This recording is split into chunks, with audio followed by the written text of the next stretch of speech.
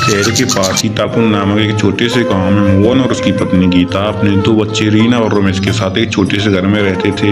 मोहन एक व्यापारी के खेतों में मजदूरी का काम करता था और गीता शहर में एक धनी व्यक्ति के बंगले में नौकरानी का काम करती थी। दोनों पति पत्नी खूब मेहनत मजदूरी करके अपना और अपने बच्चों का पेट भरा करते थे।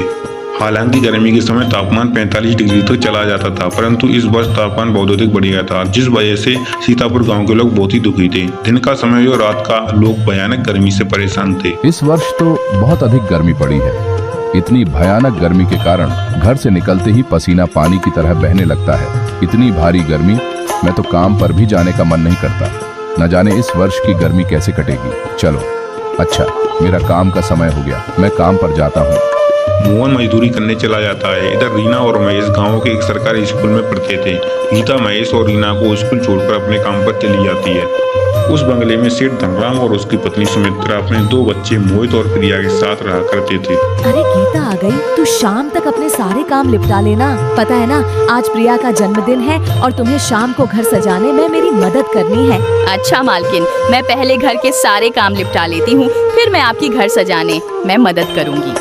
इस प्रकार गीता घर के सारे काम करके सुमित्रा के साथ घर सजाने में उसकी मदद करती है। सुमित्रा और गीता दोनों मिलकर घर को सजा देते हैं। वैसे मालकिन, घर के सारे काम हो चुके हैं और पार्टी की सारी तैयारी भी हो चुकी है। अब मैं घर जा सकती हूँ। हाँ ठीक है, पर पता है ना, तुम्हें आज प्रिय के जन्मदिन की पार्टी है, इसलिए तुम 8 बजे अपने बच्चों के साथ पार्टी में आ जाना। मुझे भी तुम्हारी थोड़ी मदद की जरूरत पड़ेगी। ऐसा कहकर गीता अपने घर चली जाती है और दोनों बच्चों को तैयार करके पार्टी में ले आती है। पार्टी बहुत ही शानदार होती है। दोनों बच्चे आलीशान घर को देखकर बोलते हैं, यहाँ कितनी ठंडी हवा चल रही है और बाहर कितनी गर्म। रीना और रमेश की बातें मोहित सुन लेता है और कहता है कि हमारे यहाँ ठंडी हवा फेंकने वाला कूलर लग रहा है, इसीलिए यहाँ ठंडी हवा लग रही है। ओह अच्छा, तो कूलर लगाने से ठंडी हवा लगती है। दीदी, हम भी अपने पिताजी को घर में कूलर लगाने के लिए कहेंगे, फिर हमारे घर में भी ठंडी हवा लगेगी। चलो बच्चों, केक काटने का समय हो गया। जब प्रिया केक काटने लगती है तो रीना और महेश कूलर की ठंडी ठंडी हवा खाते हुए मोहित के कमरे में पहुंच जाते हैं। भैया, ये कमरा तो कितना ठंडा है और ये बिस्तर कितना सुंदर है, बिल्कुल मक्खन जैसा लग रहा है। फिर वे उस बिस्तर पर बैठ जाते हैं और देखते देखते कब नींद आ जाती है पता ही नहीं चलता। इतनी देर में मोहित कमरे में आ जाता है। वह रीना और रमेश को सोते देख जोर से चिल्लाता है, ये दोनों मेरे बेड पर क्या कर रहे हैं? माँ जल्दी इधर आओ। मोहित की आवाज सुनकर सुमित्रा कमरे में आ जाती है। तुम दोनों अभी के अभी मेरे बेड से हटो। रीना और रमेश सुमित्रा की आवाज सुनकर जग जाते हैं। इधर गीता भी सुमित्रा की आवाज सुनकर दौड़ी दौड़ी चली आती है। क्या हुआ मालकिन, आपकी इतनी तेज नीचे आवाज आ रही है? क्या नहीं हुआ, ये देख, तेरे 2 कोड़ी के बच्चों ने मेरा पूरा बेड गंदा कर दिया। कूलर की हवा देख नहीं की, चले आए बेड पर सोने। मैंने तो तेरे बच्चे इसलिए पार्टी में बुलाए थे कि इन्होंने लाइफ में ऐसी पार्टी नहीं देखी, वो भी देख लेंगे, लेकिन वो तो अपनी औकात ही भूल गए। तू अपने बच्चों को लेकर निकल इस घर से और कभी काम पर आने की कोशिश मत करना। मालकिन ऐसा मत करो, बच्चे नादान हैं, इन्हें माफ करो। मालकिन आगे से ऐसा कभी नहीं होगा, मैं आपसे वादा करती हूँ। आप मुझे भी इस काम से मत निकालो। मालकिन इस काम से ही तो मेरा घर चलता है। बस अब तू यहाँ पर काम नहीं कर सकती, अपने बच्चों को लेकर निकल यहाँ से। गीता और उसके बच्चों को घर से बाहर निकाल देती है और काम पर आने से भी मना कर देती है। अब गीता के पास ना तो काम काज था और वो सारा दिन घर पर ही बैठा करती और घर का सारा बोझ मोहन के ऊपर आ गया था।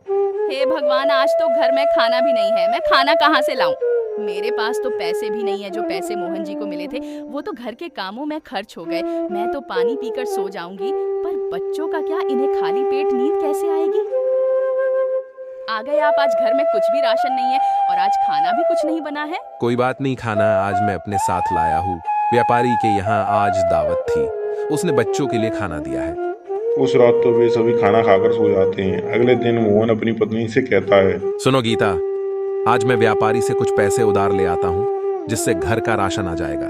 घर में वैसे भी कुछ राशन नहीं है और बचे हुए पैसों से मैं तुम्हारे लिए एक कचौड़ी का ठेला लगवा देता हूँ। वैसे भी तुम्हारे हाथ की कचौड़ी बहुत ही स्वादिष्ट होती है। अगले दिन मोहन ऐसा ही करता है। वो गीता के लिए गांव में एक छोटा सा कचौड़ियों का ठेला लगवा देता है। कचौड़ियों के ठेले को देखकर लोग उसके पास कचौड़ियाँ खाने के लिए आते हैं। अरे बहन, मेरे लिए एक प्लेट कचौड़ी की लगाना। ऐसे ही धीरे धीरे कुछ लोग आते हैं और कचौड़ियाँ खाकर कहते हैं, वाह वाह, आपके हाथों में तो जादू है बहन, क्या कचौड़ी बनाई है, मजा आ गया। इस प्रकार शाम हो जाती है और गीता की सारी कचौड़ियाँ बिक जाती हैं। फिर गीता राशन की दुकान से राशन लाती है और बच्चों के लिए खाना बनाती है। फिर बच्चों को खाने के लिए कहती है। रीना, रमेश, आ जाओ खाना खा लो। इतने मोहन भी घर आ जाता है और गीता मोहन को आज की कचौड़ियों के बारे में सारी बताती है और सभी लोग खुश होकर खाना खाते हैं। ऐसे ही सुबह हो जाती है और गीता अपने बच्चों को स्कूल छोड़कर अपनी कचौड़ियों की दुकान पर चली जाती है। ऐसे ही कुछ दिन बीत जाते हैं और गीता और लोग उस गाँव में गीता कचौड़ी वाले नाम से जानने लगते हैं और गीता के हालात पहले से बहुत सुधर जाते हैं। एक दिन गीता अपने बच्चों को स्कूल छोड़ने जा रही थी, तभी वो उनकी बातें सुनती है। उस दिन कितने मजे आ रहे थे कूलर की ठंडी ठंडी हवा खाने में। दीदी, हम भी अपने पिताजी को घर में कूलर लगाने के लिए कहेंगे, फिर हमारे घर में भी ठंडी हवा लगेगी। तभी गीता उनके पास जाती है। अरे बच्चों, चलो मैं तुम्हें स्कूल छोड़कर आती हूँ, वरना तुम लेट हो जाओगे।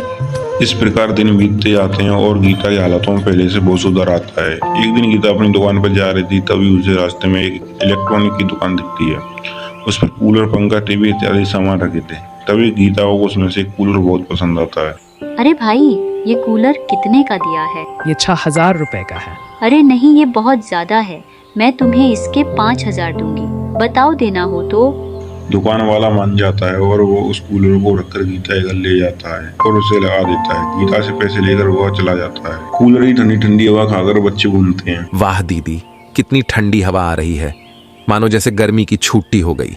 बच्चे खुश होकर नाचने लगते हैं, तभी मोहन घर आ जाता है। अच्छा, तो तुम बच्चों के लिए कूलर ले ही आई। कूलर लगने की वजह से बच्चे बहुत खुश होते हैं और गीता की दुकान पर पहले से अच्छी कमाई हो रही थी। कुछ दिनों बाद मोहन व्यापारी के यहाँ से काम छोड़कर गीता के साथ कचौड़ी बनाने में उसकी मदद करता है। इस प्रकार वे लोग खुश होकर जीवन व्यतीत करते हैं।